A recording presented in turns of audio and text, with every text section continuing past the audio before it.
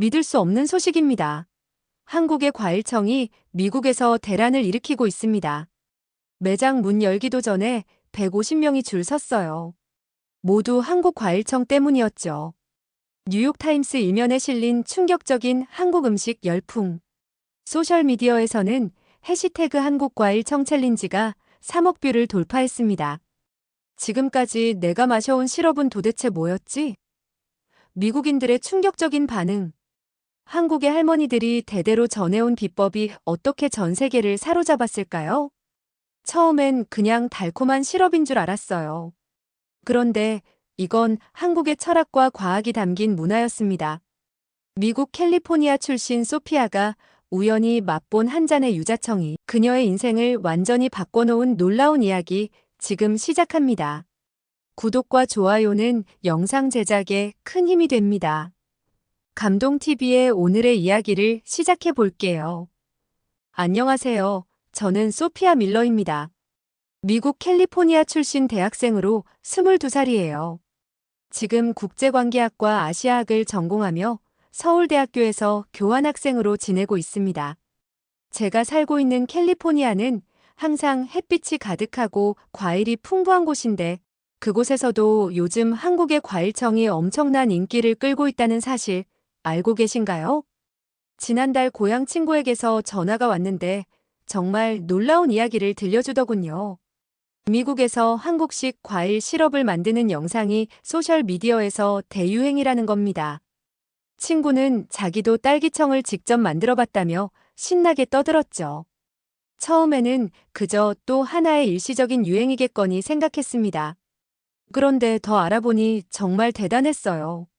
미국의 유명한 요리 크리에이터가 올린 한국식 딸기 시럽 만들기 영상이 일주일 만에 1,000만 명이 넘는 사람들에게 퍼져나갔더군요. 정말 웃긴 건 미국에서는 이미 유행이 한창인데 정작 저는 한국에 와서야 이 과일청이라는 걸 처음 알게 됐다는 사실입니다. 고향에서는 한국 문화에 관심이 많다고 자부했는데 이렇게 큰 유행을 놓쳤다니 좀 부끄러웠습니다. 어느 날 저녁 홈스테이 가족과 함께 식사를 하던 중 식탁 위에 노란빛이 도는 유리병이 놓여 있었어요. 궁금해서 물어보니 유자청이라고 하더군요. 처음 듣는 이름이었습니다. 홈스테이 어머니께서 뜨거운 물에 한 스푼 타서 건네주셨는데 그때만 해도 이 한 잔의 차가 제 인생을 바꿔놓을 줄은 전혀 몰랐어요. 뜨거운 물에 담긴 유자청 차를 처음 마셨을 때의 그 순간을 잊을 수 없습니다. 달콤하면서도 쌉싸름한 그리고 어딘가 향긋한 맛이 입안에 퍼졌어요. 미국에서 마시던 공장에서 만든 시럽 음료와는 완전히 달랐습니다. 인공적인 단맛이 아니라 과일 본연의 향과 맛이 그대로 살아있었거든요. 놀란 표정으로 홈스테이 어머니를 쳐다보자 어머니는 웃으시며 이것이 직접 만든 유자청이라고 말씀하셨어요. 어머니는 제 관심이 재미있으셨는지 주방으로 저를 데려가 냉장고에 보관된 다양한 종류의 과일청을 보여주셨습니다. 유자청, 매실청, 레몬청, 딸기청까지 색깔도 맛도 다양했어요. 특히 유리병 속에서 설탕에 절인 과일들이 반짝이는 모습이 마치 보석 같았습니다. 가장 인상적이었던 건 과일청을 만드는 방법이었어요. 어머니는 시중에 파는 음료수는 거의 사 먹지 않고 계절마다 제철 과일로 직접 과일청을 만든다고 하셨습니다. 과일과 설탕을 1:1 비율로 섞어 유리병에 담아두기만 하면 된다는 설명에 너무 단순해서 오히려 놀랐어요. 불을 사용하지도 첨가물을 넣지도 않는 자연스러운 방식이 신기했습니다.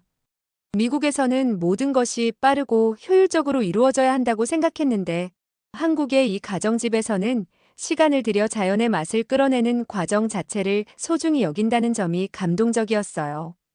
어머니는 과일청이 단순한 음료가 아니라 가족의 건강을 챙기는 방법이라고 말씀하셨습니다. 감기에 걸렸을 때는 유자청을, 소화가 안 될 때는 매실청을 타서 마신다고요. 미국에서는 약국에 가서 약을 사 먹을 일을 한국에서는 부엌에서 해결한다는 사실이 놀라웠어요. 저는 그날 밤 유자청 사진을 찍어 소셜미디어에 올렸습니다. 오늘 한국 가정에서 처음 맛본 특별한 음료라는 짧은 설명과 함께요. 별 생각 없이 올린 사진이었는데 다음날 일어나 보니 제 계정에 믿을 수 없는 일이 벌어지고 있었어요. 아침에 일어나 스마트폰을 확인했을 때 알림이 폭주하고 있었습니다. 평소에는 몇십 개 정도의 좋아요를 받던 제 게시물이 하룻밤 사이 몇천 개의 반응을 받았어요. 댓글도 수백 개였고 메시지함은 그게 뭐냐, 어떻게 만드는 거냐, 맛이 어떤지 등 질문으로 가득 찼습니다. 미국, 영국, 캐나다, 호주 등 전 세계 사람들이 한국과일청에 대해 궁금해하고 있었어요. 당황스러웠지만 동시에 신기했습니다.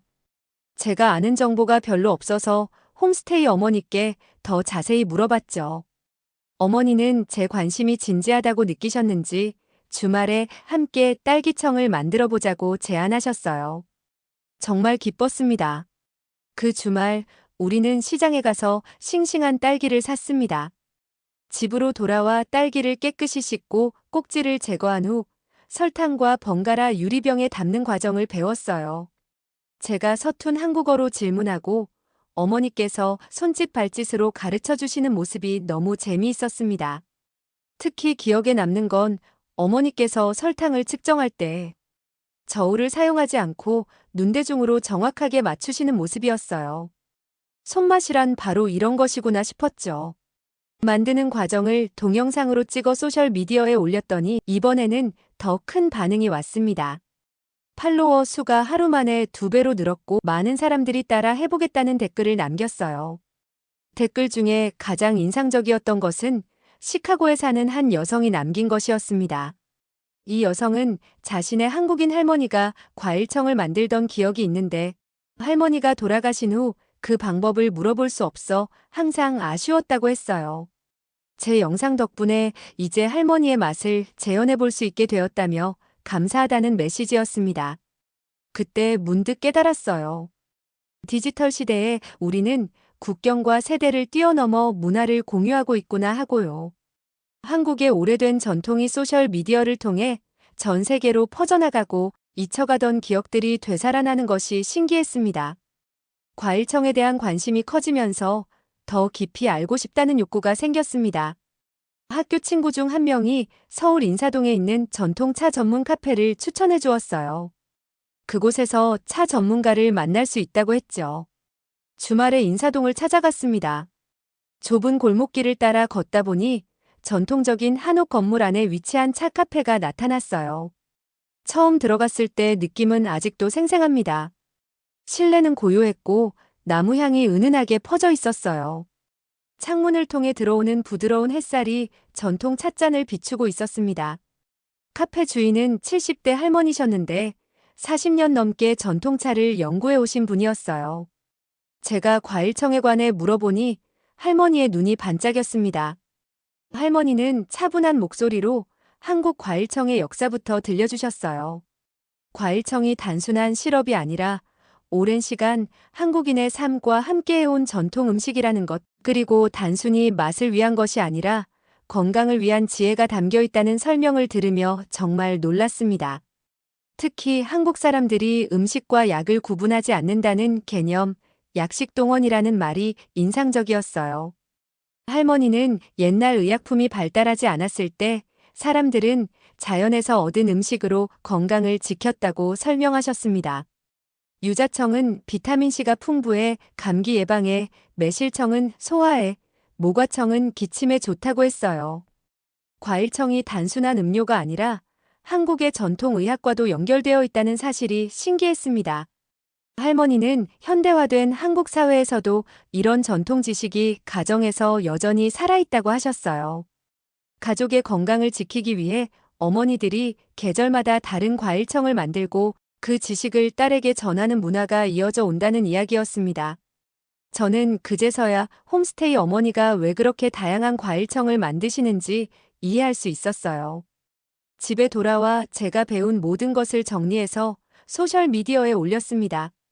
과일청의 역사 만드는 방법, 건강상 이점까지 자세히 설명했어요.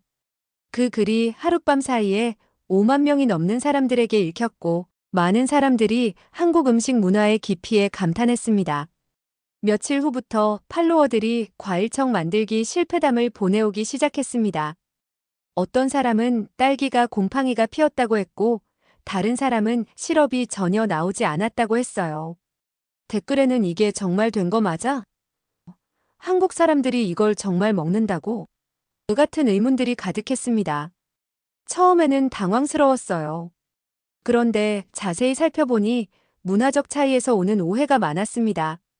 미국 친구들은 과일청을 즉석에서 바로 완성되는 것으로 오해했어요. 인스턴트 음식에 익숙한 문화에서는 1에서 2주간 숙성시켜야 한다는 개념이 낯설었던 거죠. 또 어떤 사람들은 과일을 씻지 않거나 설탕 비율을 임의로 바꾸거나 플라스틱 용기를 사용하는 등 기본적인 과정을 지키지 않았습니다. 특히 기억에 남는 메시지가 있었어요. 시카고에 사는 한 여성이 딸기청을 만들었는데 하룻밤 만에 마셔버렸더니 배가 아프다고 했습니다. 숙성되지 않은 과일청을 그대로 마신 거였죠. 저는 그때 큰 책임감을 느꼈어요. 단순히 과일청 만드는 방법을 알려주는 것만으로는 부족하다는 걸 깨달았습니다. 미국은 모든 것이 즉각적이고 효율적이어야 한다는 문화였습니다. 반면 한국의 과일청은 기다림의 문화를 담고 있었어요. 당장의 결과보다 시간을 들여 만든 음식의 맛과 가치를 중요시하는 문화였습니다. 이런 문화적 차이를 어떻게 설명해야 할지 고민이 되었어요. 고민 끝에 홈스테이 어머니와 대학의 한국인 친구들에게 조언을 구했습니다. 그들은 모두 비슷한 말을 했어요. 과일청은 단순한 레시피가 아니라 기다림과 정성이 담긴 음식이라고요. 한 친구는 자기 할머니가 항상 하시는 말씀이라며 음식에는 만드는 사람의 마음이 담긴다는 말을 들려주었습니다. 그 순간 제가 무엇을 놓치고 있었는지 깨달았어요. 단순히 만드는 방법을 넘어 과일청에 담긴 한국의 정신과 문화를 함께 전해야겠다고 결심했습니다.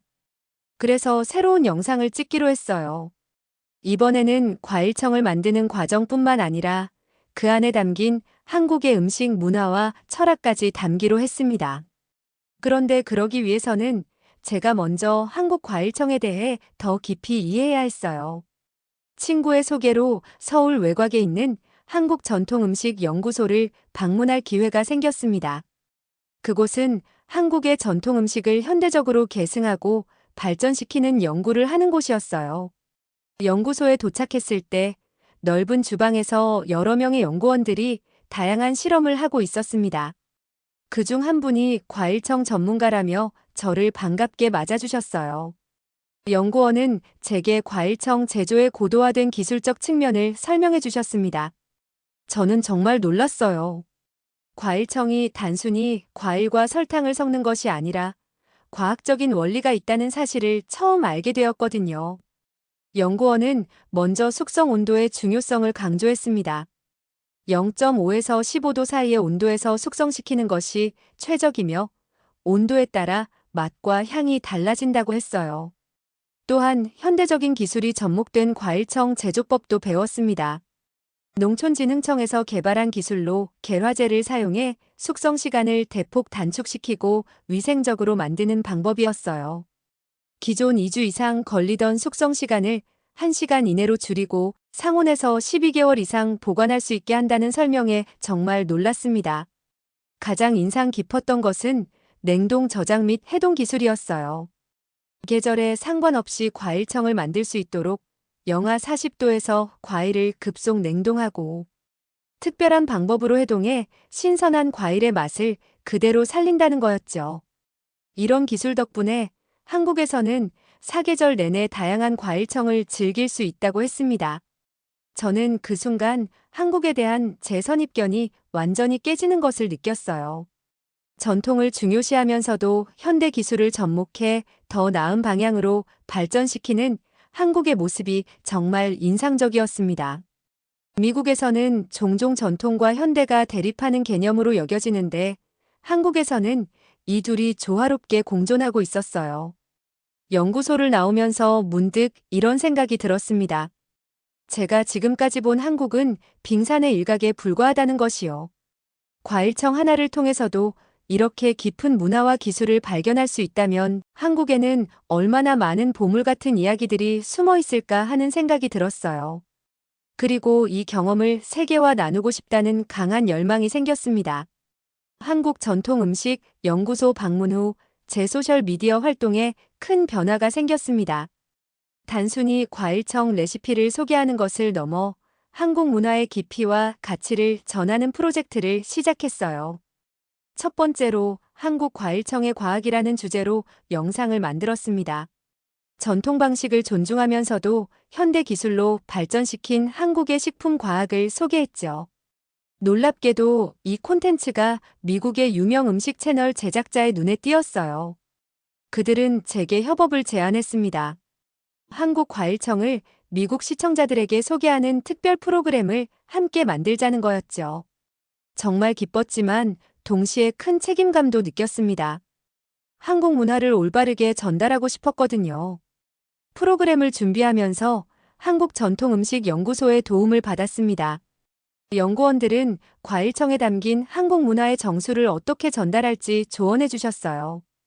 특히 정성이라는 개념이 중요하다고 강조하셨습니다. 정성은 단순한 번역으로는 설명하기 어려운 한국 고유의 음식 철학이라고 했어요. 음식을 만들 때 쏟는 마음과 정신을 의미한다고 합니다. 프로그램은 큰 성공을 거두었습니다. 많은 미국인들이 한국 과일청에 관심을 갖게 되었고 각자의 지역 과일로 한국식 과일청을 만드는 도전이 시작되었어요. 캘리포니아에서는 아보카도청, 플로리다에서는 오렌지청, 하와이에서는 파인애플청까지 정말 창의적인 시도들이 쏟아졌습니다. 한편 한국의 식품 회사들도 이런 열풍에 주목하기 시작했어요. 한 중소기업 대표는 제게 연락해서 자사의 프리미엄 과일청 제품을 미국에 수출하는 데 도움을 요청했습니다. 저는 한국의 과일청을 미국에서도 많은 사람들이 맛볼 수 있는 기회가 생긴다는 것에 기뻐하며 기꺼이 돕기로 했어요. 한국 과일청이 김밥, 김치, 떡볶이에 이은 새로운 한류 음식으로 자리매김하는 것을 직접 목격하는 것은 정말 신기한 경험이었습니다. 이런 활동을 하면서 가장 보람찼던 건 많은 사람들이 단순히 맛있는 음식으로서가 아니라 한국의 문화와 철학에 관심을 갖게 되었다는 점이에요.